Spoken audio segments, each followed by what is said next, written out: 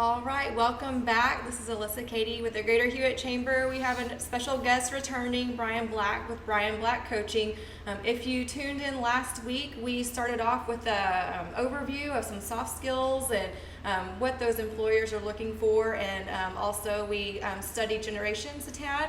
So Brian Black's going to give us an overview, kind of a short quick clip of what we covered last week, and then go into 3 key topics. So Brian, how are you today? Yeah, I'm doing great. I Good. appreciate you having me back, and just really enjoy what y'all are doing here at the Chamber. And so this educational series, what y'all are doing, I think is going to help a lot of people out there that are in the middle of hiring people. What are they looking for?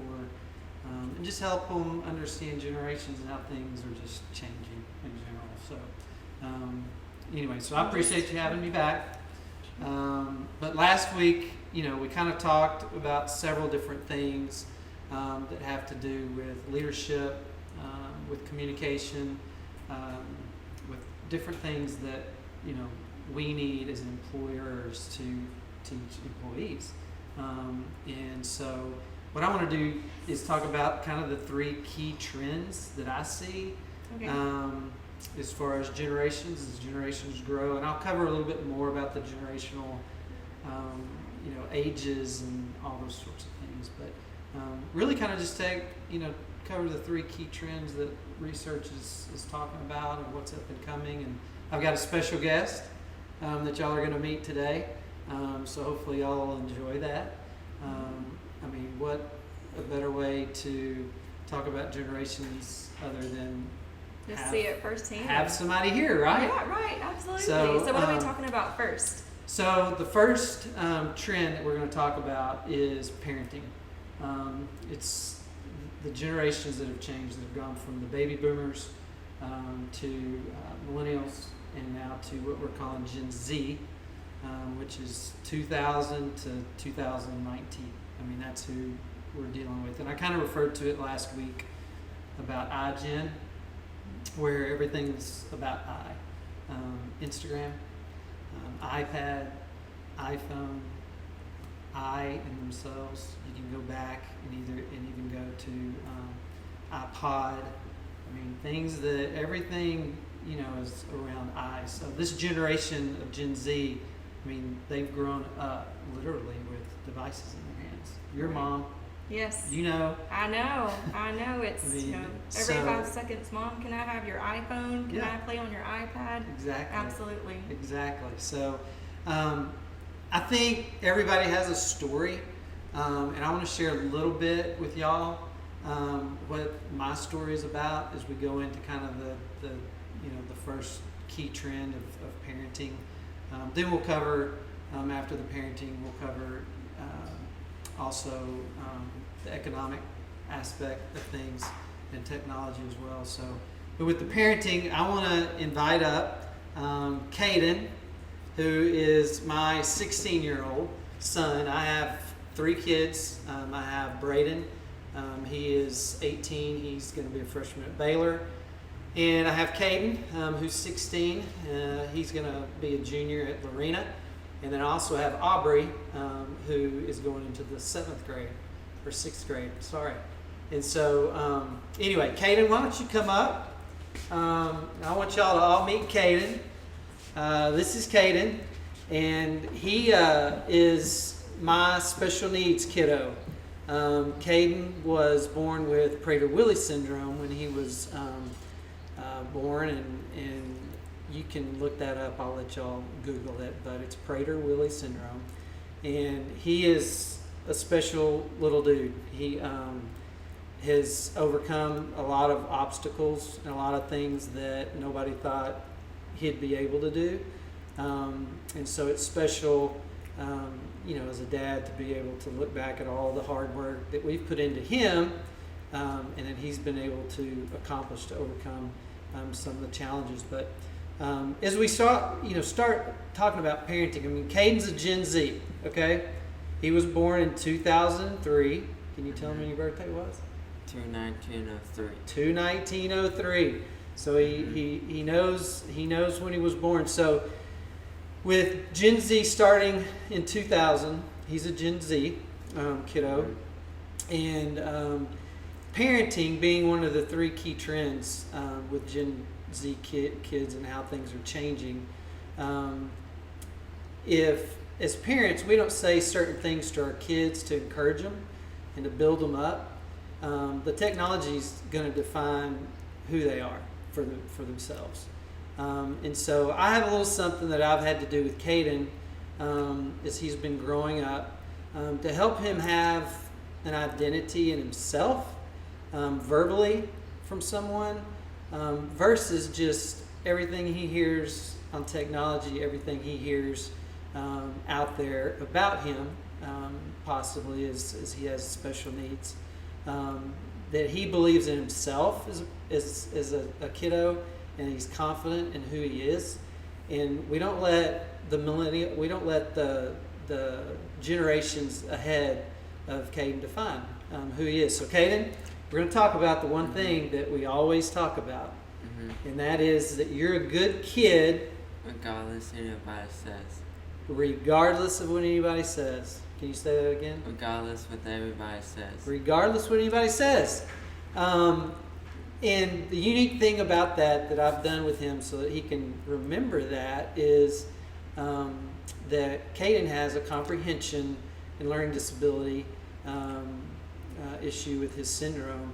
So for him to be able to comprehend that and be able to communicate that back to y'all is just, a testament to know that if we talk to our kids enough over and over and over, that they can learn and they can believe what you're telling them. And so my belief is as a parent, if we're not doing those kinds of things and creating and talking with our kids so that they can identify themselves, then all of the likes, all of the thumbs ups, and all the things that are said on technology and social media, they're going to start believing.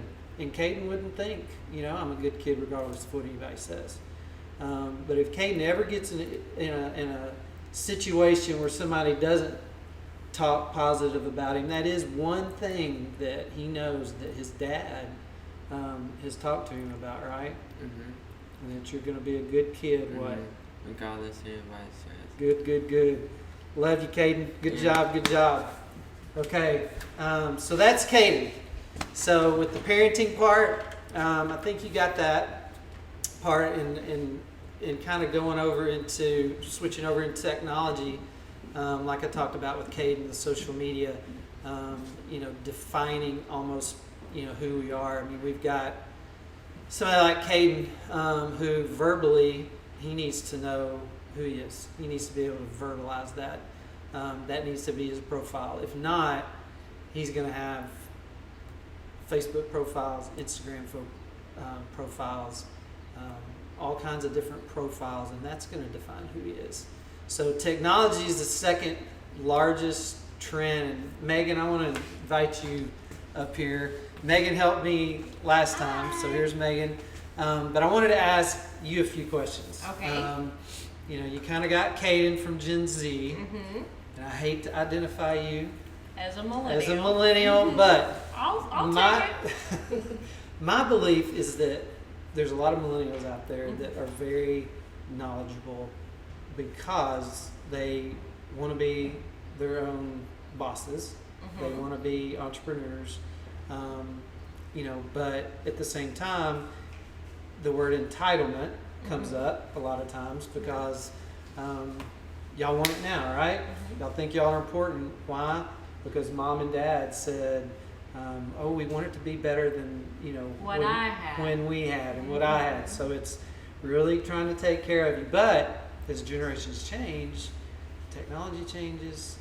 You just saw a Gen Z kiddo that's a special needs kid. So if he gets it, the other kids are going to get it. So how are you seeing technology impact kind of your generation in talking about millennials? Okay, talking about millennials, we were the first ones that really jumped on board for the technology train. Right. I mean, it was kind of directed at us. Here's computers, here's what they can do, here's how fast they can move. And so we grew up with instant gratification, right? Like it was, anything we wanted to know became very quick. It was a Yeah. Google search away, and that is probably a lot of where the entitlement comes from. We think we Yeah. know a lot because Yeah. we can Google anything, but that information doesn't necessarily come Yeah. from our heads. Mm-hmm. So it's not, it's Yeah. there's a definite tear Yeah. in Yeah. knowing something Right. and having knowledge and having practice in that Sure. versus being able to just pull something up because we know how to work the Yeah. internet. And I read recently that the 3 most used words in the millennial language is going to be just Google it. Mm-hmm. Now, I'm all about teachers, I'm all about education. I consult with some schools, and so I'm an educator within the school system as well. However, Gen Z and some of the millennials are to a point now to where teachers can tell them something, but they don't necessarily have to take that as the real answer, Mm-hmm. because they're going to research the answer where? On the internet. On the internet. Yeah. Is Miss Megan right with what she's trying to teach us or not? You know, and so the technology there from an education standpoint has really made an impact on the schools. So you're exactly right. I mean, y'all have adopted, technology, and you grew up with it in your hands. And in Kaden's world, it's becoming an addiction. Yes. Unfortunately. Of course. And so, there's treatment centers that have added a technology part of their programs due to somebody not being able to put down their phone. Video You've games. seen that. And Video games, YouTube. So if I were to say Instagram, YouTube, Facebook, LinkedIn, which one would you say within your generation is being used the most? Number Instagram. one. Instagram. Instagram. Okay. Yeah. So Instagram's the first. What yes, would be the Instagram. second, you think? YouTube, maybe? YouTube? Okay. I want to say there's less of my friends my age on Facebook. Now, people 4 years older than me who Right. I'm still keeping are Sure. all on Facebook. Sure. But I'm 33. I'll just tell you all. She's just going to come out and tell you how old she I'm is. There you go. 33. And I feel like people my age and younger they tend towards Instagram. Anything Right. that they can get like a video live. It's more about a video. Here's more time Sure. for me to tell you how I really feel. Yeah, And that's exactly. become the thing or Yeah. the normal thing. Well, you're spot on. The research that I've read about and all that is that YouTube and Instagram are the top 2. Mm-hmm. And part of that is watching video, listen to somebody talk. They want the knowledge now. They don't want to have to wait and go to the library or go to the library now has all those things. And it's a great place to go, but these kids are forgetting that foundational part of what it means to go to the library, and that's to get a book. Yeah. But they don't do that. Mm-hmm. They're looking online to get the latest ebook or the latest whatever it may be. So go ahead. I graduated from my bachelor's degree is from an online. Well, it was through Texas Tech, but I did it all online. So all of Yeah. my teachers taught me through YouTube videos that were lesson plans, Yeah. and we had like huge plans that were. It was videos on YouTube. 15 minutes long of Sure. how to work the library and how to get, because you weren't there to do it. And so now there's a video that can tell you how to do anything. Yeah, exactly. I had a student that was behind academically in the school that I work with here in town. He got behind with his math. So in order for him to go to college the following year, he was going to have to take 2 math classes, but he only had 1 semester to get it done.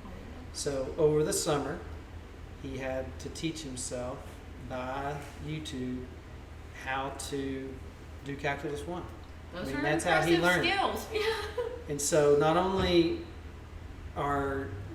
is that something that's happening more often, it's something that these students that are in Gen Z are having to learn. That's just a part of education. Mhm. That's just a part of life. And that's just how it goes. I mean, Braden, I told you, my son, he's taking an online class at Baylor. Mm-hmm. So you wouldn't think that that's happening in our day because we were just focused on go to class, have a teacher, professor, whatever, and do it. But it creates the accessibility that I don't Yeah. think that, I mean, it's a double-edged sword, I think, for a lot Yeah. of people. It's Yeah. because some people don't have that kind of time management to make sure Yeah. that they're going to be taking care of things online. You Yeah. know, it's Exactly. just come as you are whenever you get a chance versus we start at 8 o'clock and get here. So Exactly. So we've talked about parenting as one of the key trends. We've talked about technology as being the other. You've kind of seen how those are combined with relationships and, the importance of identifying and establishing an identity as who you are verbally versus, from a technological standpoint. But the third one I want to talk about is from an economic standpoint. Now, from an economic standpoint, what I've seen with the students and the different people that I've worked with is that we've gone from, having cash in one generation and not having, necessarily ATM cards.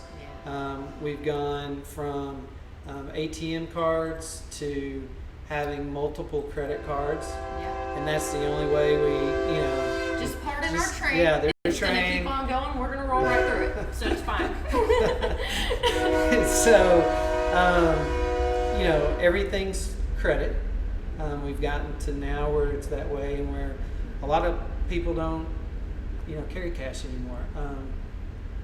Perfect example, my Braden went on a senior trip to Walt Disney World, and I was in the process of giving him some money, you know?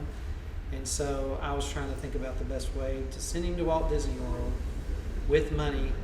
I didn't want him to lose a credit card, but I didn't want him to lose cash at the same time, right? Yeah. And so what Walt Disney World has is they have a bracelet. And what they do is you take that bracelet and you enter in a code, and they give you a bracelet that you can just scan. How fantastic. You're in the line to ride a ride or get food or whatever, and you just scan it, and it adds that to your credit card. Wow. So when I found that out, I was like, my gosh, how many people go to Walt Disney World, first off? How many credit card numbers are being given out to Walt Disney World? Yeah. And how many credit card numbers are being scanned through restaurants and all kinds of things throughout the day? So it made me kind of stop and think, you know what? From an economic standpoint, we're trying to figure out how to digitize everything.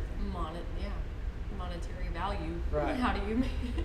And so with millennial, have you seen how that's changed over time? I mean, y'all do here at the office, y'all do some things, electronically. Some people try to pay cash.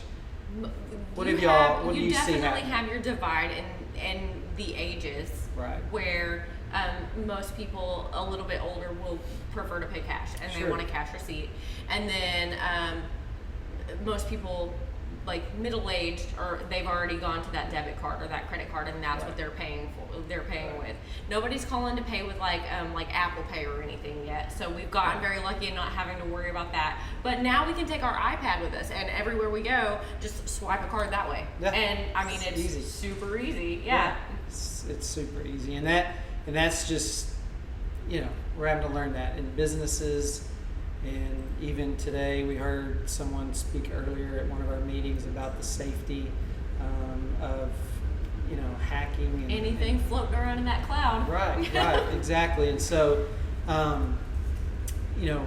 Braden's generation, kind of Kaden's, just Gen Z, they're going to be a generation that doesn't carry a whole lot of cash in a lot of ways. And so we better just get ready, especially I've already had to start that with an 18-year-old and a 16-year-old. You're a mom. How old are they? 5 and 2. Okay. So we're not quite there yet. No. He has more money than I do, though. I know it. It's just coming out of his piggy bank like crazy. Yeah. So they're going to be. It's what they're going to depend upon is going economic, and what that is taking away. What I've seen is the foundation of balance in a checkbook. Just write a check. I mean, we opened up a bank account for Braden here recently, and the guy said, "Are you gonna need any checks?" And Braden was like, "No." He kind of turned to me and he's like, "Well, no." And he said, "Well, I'll tell you what, I'll give you 5 checks." Well, when I get checks, I mean, I get, I don't know. Book, Yeah. right? Yeah. And Wow. there's multiple of them. Right. Yeah. And so those types of things are going to have to be taught in schools, along with the leadership, along with communication, along with some of the soft skills that, you know, we talked about. And it's a mindset, you know. How are you going to approach all this? What's your mindset going to be? Are you going to be a parent that does things kind of the old-fashioned way? Are you going to adopt a technology with your kid, or are you not going to do anything and then just kind of be lost? So as parents, it puts some pressure on us Of course. to change quickly Mm-hmm. with the times Get on board. versus our kids who it's all they know. Yeah. So parenting, technology, and economics are the 3 biggest things trending right now with generational change, and it's changing quickly. And for employers, especially out there, you know, as y'all hire individuals, y'all are going to be hiring these Gen Z and these millennials that are coming up, and it's just a different, you know, it's just a different frame of mind. And what I have seen from some of the millennials that I've worked with, and even Gen Z, is the biggest thing they do, even though, you know, some people may agree or disagree. Love it or hate it. Huh? Love it or hate it, whatever it is. They think outside the box. And if I've been in business for 20 years, and I've done things, you know, one way the whole time, and I get somebody that's, you know, a younger age, and they think outside the box, that may seem a little bit uncomfortable to me. But as we grow with technology, and as we grow with different things, that can be a very good thing. How you move forward. Right. So I'm complimenting you. Well, I thank you, and as I'll a millennial, take it. because there's a lot of good things with the Gen Z, you know, students, and also the millennials, as far as being really creative and really wanting to really grow businesses and grow relationships in the community. Yeah. So anyway, real quick, I want to give a plug. There's a book out there called Mindset. It's by Carol Dweck, and then there's another one, Grit to Great, by Angela Duckworth. If you're interested in knowing more about this kind of stuff, you can go and look at those 2 books. Okay. And there's one other, you know, research company called Research for Genetics, kinesthetic research that they do with the generations. Oh, very And his cool. name's Jason Dorsey. And so if any of y'all are interested in knowing more about this, those are 3 resources that I think, you know, would help, Also- especially if you're trying to get to understand your kid. I mean, sometimes I don't have time to do all the research to understand from a parent standpoint. Okay, we're dealing with this. How do I educate myself? Yeah. So having some resources is helpful. Go ahead. So how, but if they wanted to reach out to you, Yeah, I mean, More if y'all want to reach information. out to me, you can go to Brian with an I. Been doing that my whole life. Brian at brianblackcoaching.com. Be more than happy to answer any questions, anything that, you know, y'all might have to discuss. I'd be more than willing to do that. yeah. Well, Brian, we are ecstatic to have you again. Oh yeah, I appreciate y'all having me. It's been fun doing Yes. these 2 things, and I know the Chamber's going to try to do some other educational webinars, so it'll be a good avenue for education for everybody. We're just so glad that you were able to come out and help, and Sure. y'all stay tuned for the next educational episode we put out. So we will see you soon.